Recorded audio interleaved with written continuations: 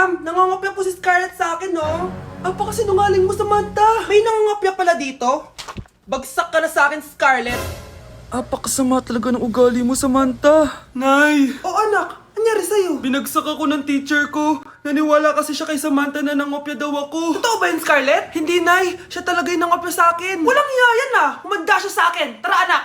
A few moments later. Ma'am, bakit niyo po kami pinatawag dito? Eh kasi yung anak mo, sinungaling. Siya naman talaga yung nangopya kay Scarlett eh. Hindi po totoo yan. Para malaman natin kung sino nagsasabi ng totoo sa inyong dalawa, mag-quiz na lang kayo ulit. Patay ako nito. Humanda ka ng mapahiya, Samantha. Okay, time's up. Pass your papers.